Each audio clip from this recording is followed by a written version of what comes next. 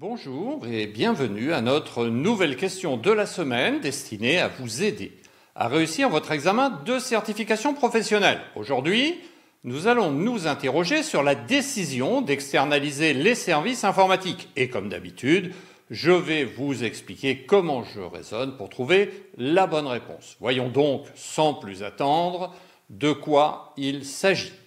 La question est la suivante.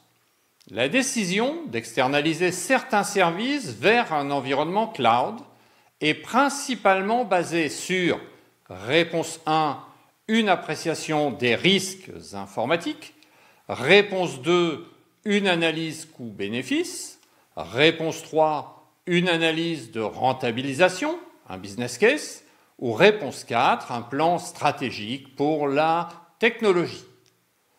Cette question n'est pas difficile, elle revient sur les fondamentaux de la gouvernance et du management. Il y a, comme souvent, un mot-clé dans cette question.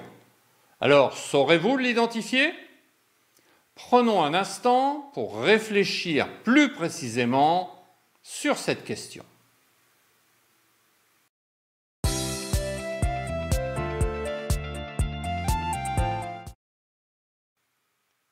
Cette question parle de décision d'externalisation. Qui est habilité à prendre une telle décision ? Une telle décision ne peut se prendre qu'au niveau de la direction générale. Et celle-ci doit pouvoir s'appuyer sur une justification suffisante en termes de coûts, de risques, de bénéfices et d'alignement sur les objectifs stratégiques pour pouvoir prendre sa décision. Sur cette base, identifions les distracteurs. Il s'agit clairement des réponses 1 et 2, car elles ne prennent en compte qu'un seul de ces facteurs. Réponse 1, une appréciation des risques informatiques capture les risques et les opportunités d'une entreprise et constitue un apport important à l'analyse de rentabilisation. Mais elle n'est pas suffisante pour prendre une décision éclairée au niveau de la direction générale. Donc cette réponse est donc très insuffisante. On peut la considérer comme fausse. Réponse 2, le coût, de même, est un élément important pour décider si une initiative est viable, mais ne constitue pas la seule raison pour entreprendre un projet.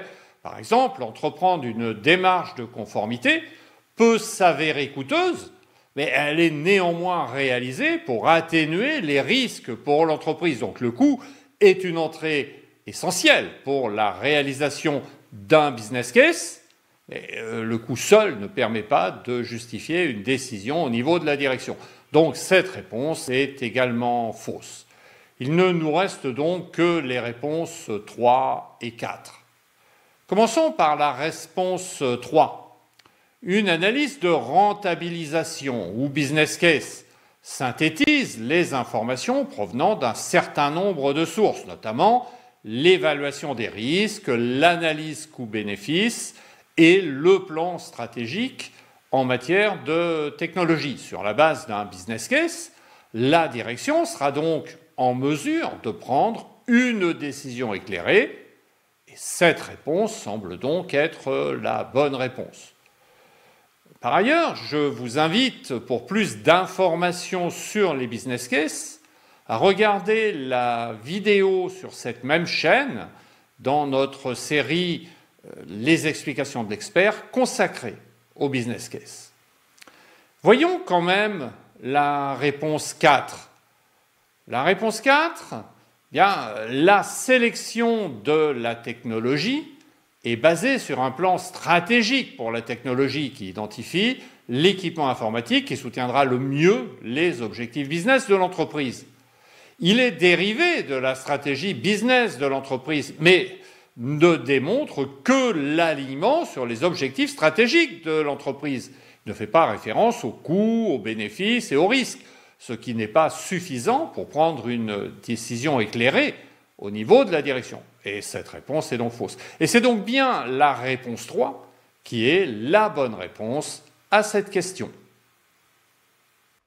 Si vous avez trouvé cette vidéo utile, n'hésitez pas à cliquer sur le bouton like et à nous laisser un commentaire. Vous pouvez aussi vous abonner à notre chaîne pour plus de contenu sur la gouvernance, la gestion des risques et la sécurité de l'information.